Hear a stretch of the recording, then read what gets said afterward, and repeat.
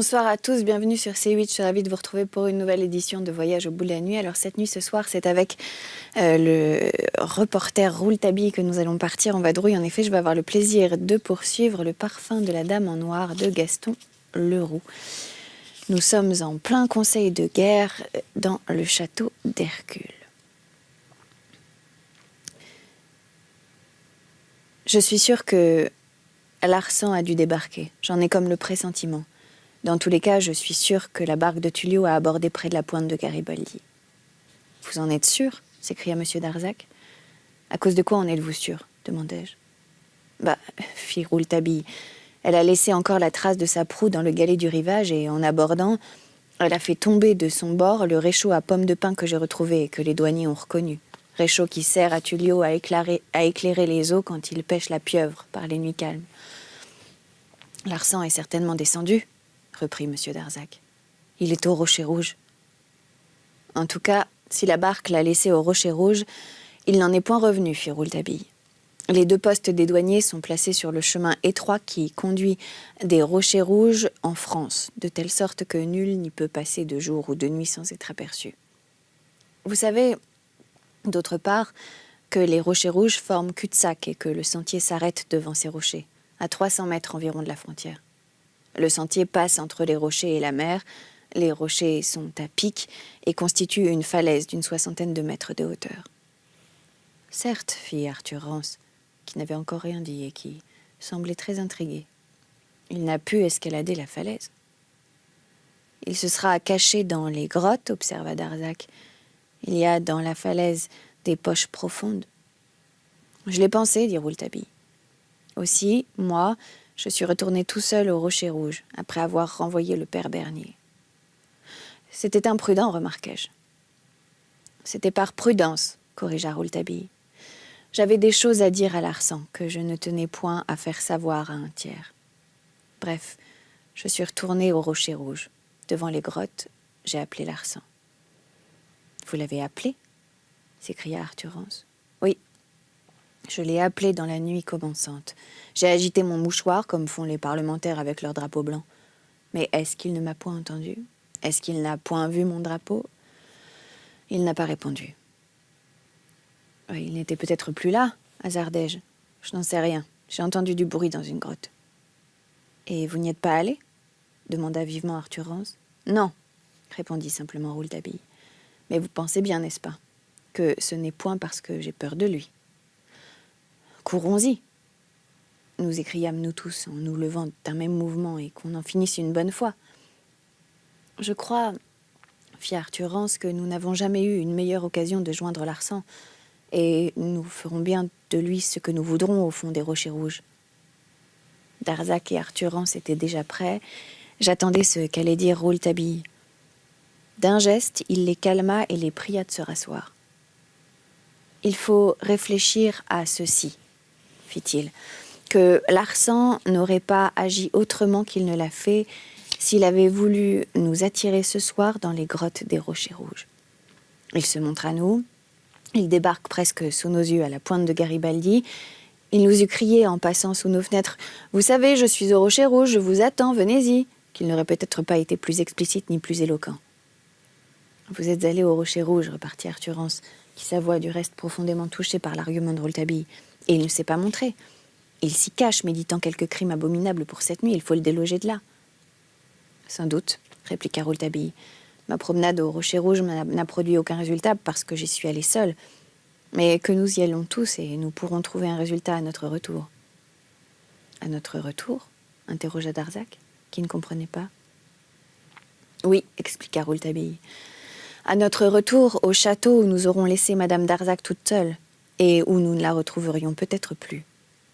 Oh, ajouta-t-il dans le silence général, ce n'est là qu'une hypothèse. En ce moment, il nous est défendu de raisonner autrement que par hypothèse.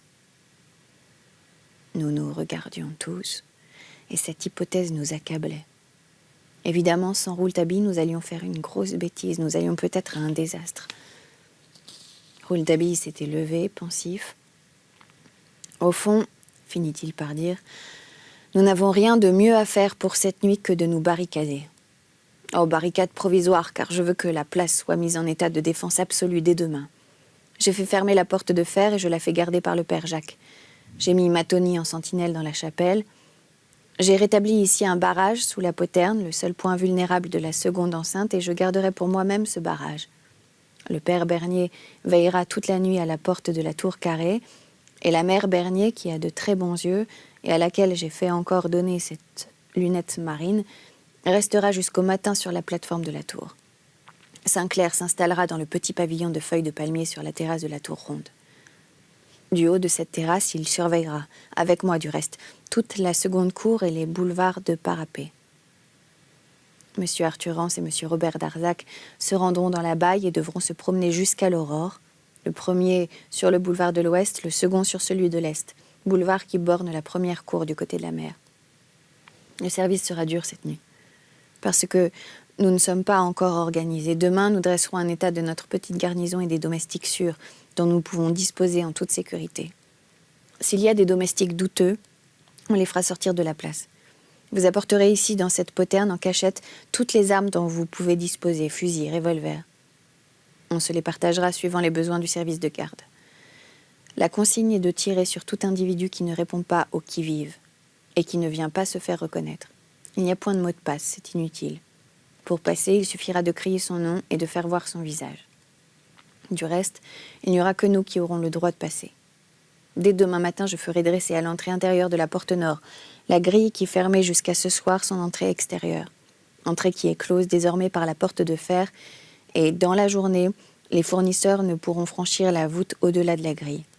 Ils déposeront leurs marchandises dans la petite loge de la tour où j'ai gîté le père Jacques. À 7 heures, tous les soirs, la porte de fer sera fermée. Demain matin également, M. Arthur Rance donnera des ordres pour faire venir menuisiers, maçons et charpentiers.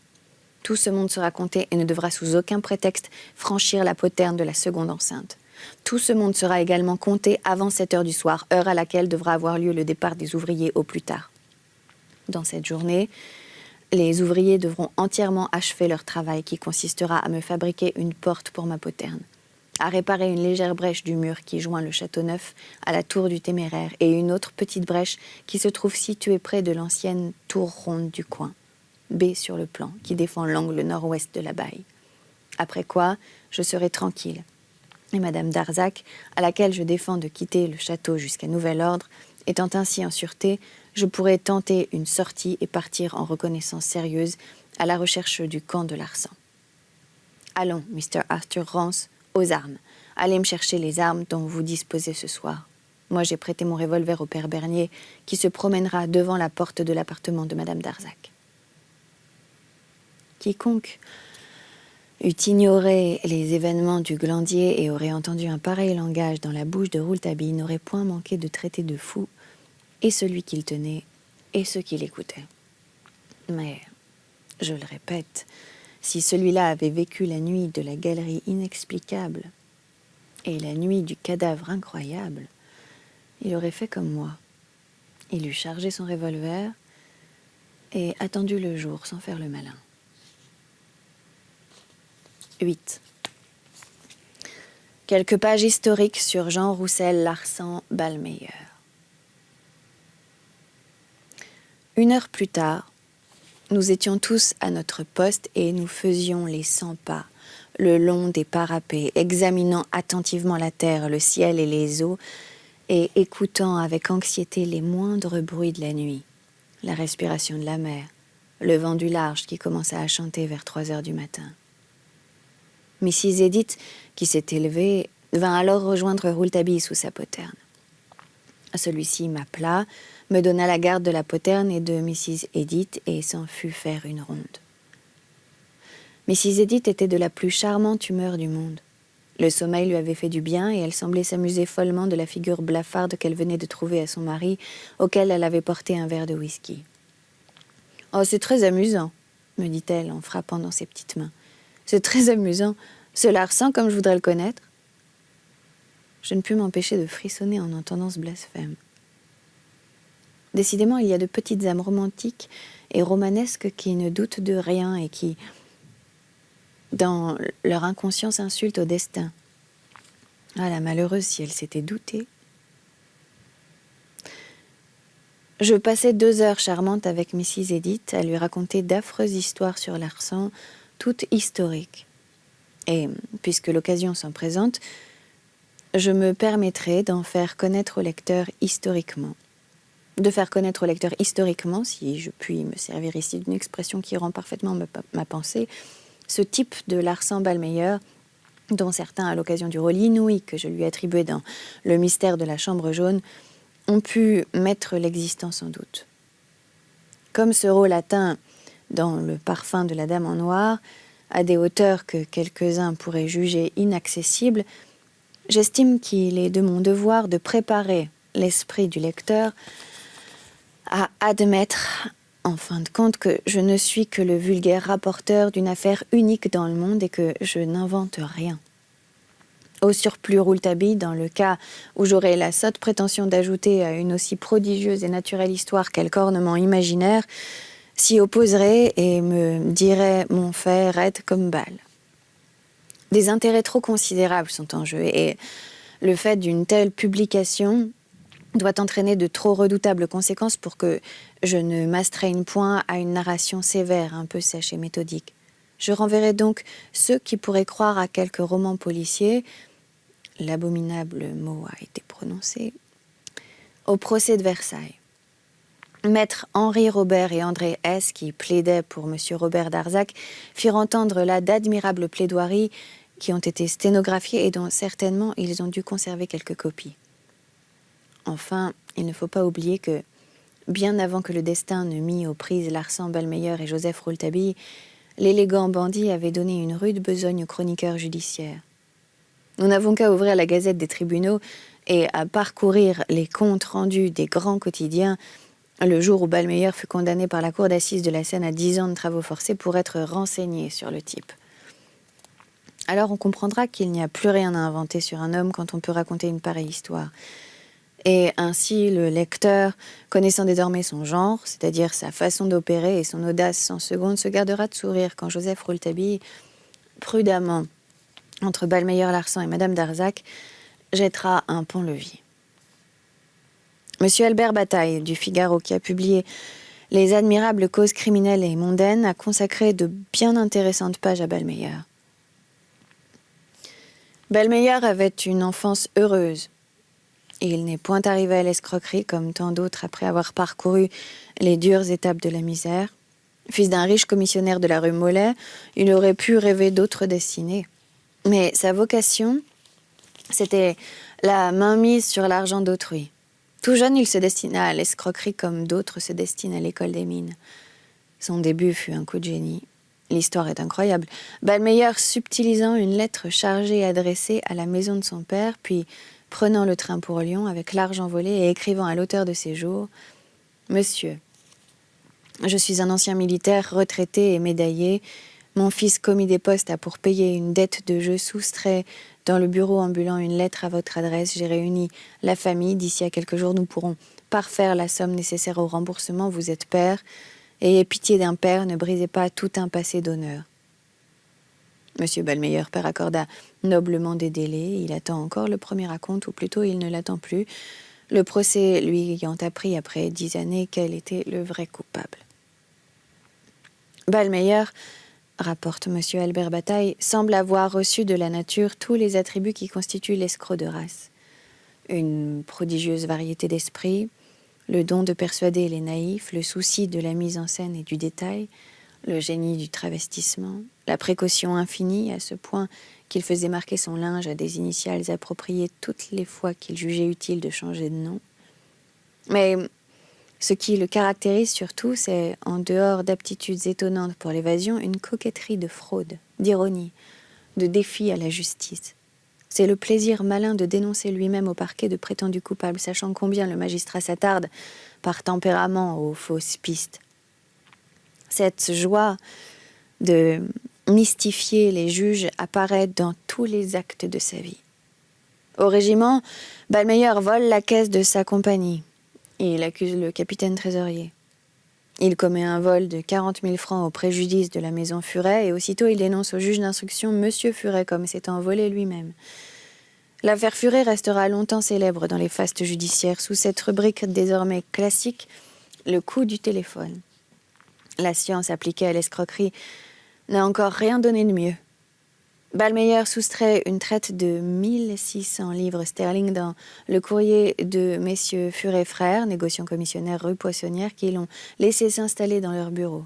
Il se rend rue Poissonnière, dans la maison de monsieur Furet, et, contrefaisant la voix de monsieur Edmond Furet, demande par téléphone à monsieur Cohen, banquier, s'il serait disposé à escompter la traite. Monsieur Cohen répond affirmativement et 10 minutes plus tard, Ballmeyer, après avoir coupé le fil téléphonique pour prévenir un contre-ordre ou des demandes d'explication, fait toucher l'argent par un compère, un nommé Rivard, qu'il a connu naguère au bataillon d'Afrique où de fâcheuses histoires de régiments les avaient fait expédier l'un et l'autre. Il prélève la part du lion, puis il court au parquet pour dénoncer Rivard et, comme je le disais, le voler monsieur Edmond Furet lui-même. Une confrontation épique a lieu dans le cabinet de monsieur Espierre, le juge d'instruction chargé de l'affaire.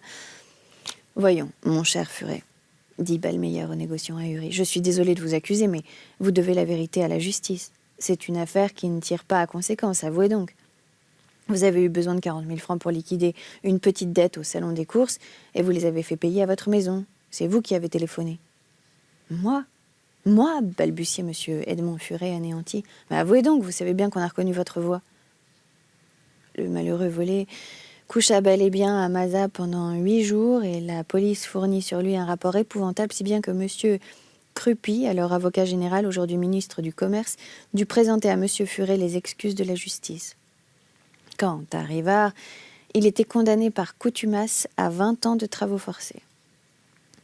On pourrait raconter 20 traits de ce genre sur Ballmeyer. En vérité, à ce moment-là, avant de s'adonner au drame, il jouait la comédie. Et quelle comédie!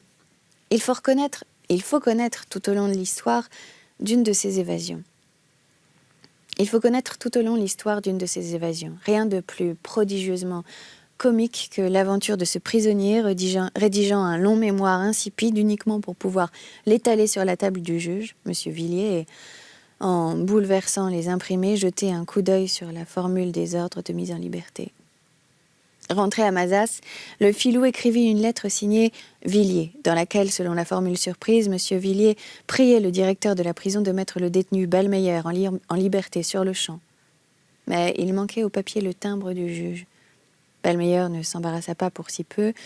Il reparut le lendemain à l'instruction, dissimulant sa lettre dans sa manche, protesta de son innocence, feignit une grande colère et en gesticulant avec le cachet déposé sur la table, il fit tout à coup tomber l'encrier sur le pantalon bleu du garde qui l'accompagnait. Pendant que le pauvre Pandore, entouré du magistrat et du greffier qui compatissaient à son malheur, épongeait tristement son numéro 1, Ballmeyer profitait de l'inattention générale pour appliquer un fort coup de tampon sur l'ordre de mise en liberté et se confondait à son tour en excuses. Le tour était joué. L'escroc sortit en jetant négligemment le papier signé et timbré au garde de la souricière. « À quoi donc pense monsieur Villiers, fit-il, de me faire porter ces papiers? Me prend-il pour son domestique ?» Les gardes ramassèrent précieusement l'imprimé et le brigadier de service le fit porter à son adresse à Mazas. C'était l'ordre de mettre sur le champ en liberté un nommé Ballmeyer. Le soir même, Ballmeyer était libre. C'était sa seconde évasion. Arrêté pour le vol, Furet, il s'était échappé une première fois en passant la jambe et en jetant du poivre au garde qui l'amenait au dépôt. Et le soir même, il assistait cravaté de blanc à une première à la Comédie-Française. Déjà à l'époque où il avait été condamné par le Conseil de guerre à 50 travaux publics pour avoir volé la caisse de sa compagnie, il avait failli sortir du Cherche-Midi en se faisant enfermer par un de ses camarades dans un sac de papier de rebut. Un contre-appel imprévu fit échouer ce plan si bien conçu. Mais on n'en finirait point s'il fallait raconter ici les étonnantes aventures du premier Ballmeyer. Tour à tour, comte de Maupas, vicomte Drouet d'Erlon, comte de Motteville, comte de Bonneville, élégant, beau joueur faisant la mode, il parcourt les plages et les villes d'eau, Biarritz, Aix-les-Bains, Luchon, perdant au cercle jusqu'à 10 000 francs dans sa soirée, entouré de jolies femmes qui se disputent ses sourires, car cet escroc émérite est doublé d'un séducteur. Au régiment, il avait fait la conquête platonique, heureusement, de la fille de son colonel. Connaissez-vous le type maintenant ? Eh bien, c'est cet homme que Joseph Rouletabille allait combattre. Voilà, c'est sur ce portrait que nous allons donc nous arrêter. Je suis ravie d'avoir passé ce moment littéraire et policier avec vous. Merci de nous avoir suivis. À bientôt sur C8 pour de nouvelles aventures littéraires. Excellente journée si vous vous réveillez et très bonne nuit si vous vous